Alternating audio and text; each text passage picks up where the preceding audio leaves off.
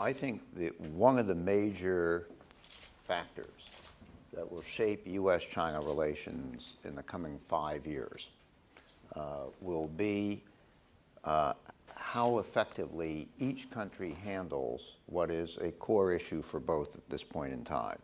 And that is, can they overcome political obstacles to carry out the economic reforms that they desperately need to carry out. In the U.S., that focuses obviously on our fiscal problem, right? We all know we have to address it. We haven't agreed on how to do that.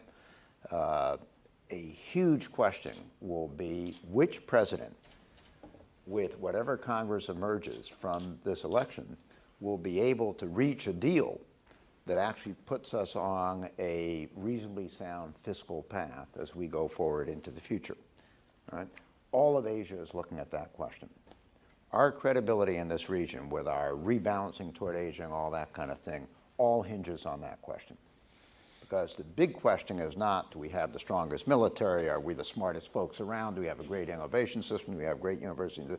The big question is whether we're going to shoot ourselves in the foot to the extent that this is not sustainable.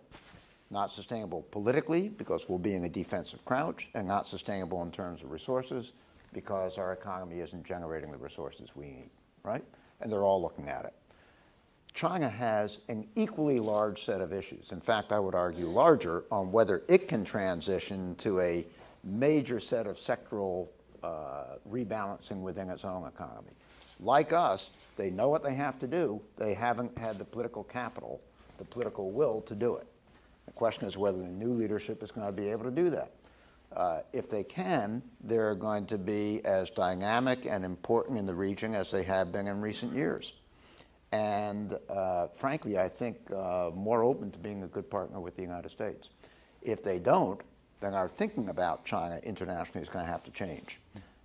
And ironically, we've had this kind of disconnect, to my mind. The thinking about China internationally has not reflected much the domestic troubles that have grown there. So we've just assumed this is a country still roaring along, and this is the kind of challenge, and these are the opportunities it will pose internationally.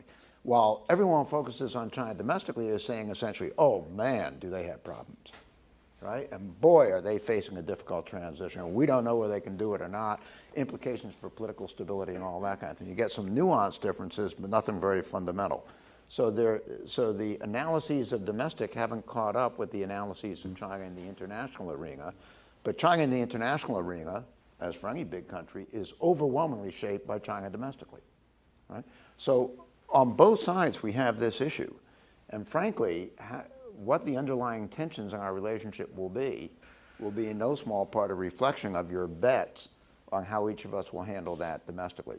I raise all that to say that one of the big bets that every citizen has to place, if you're concerned about U.S.-China relations, that kind of thing, is which American president will be more successful in forging the kind of overarching agreement that will put us on a solid fiscal path?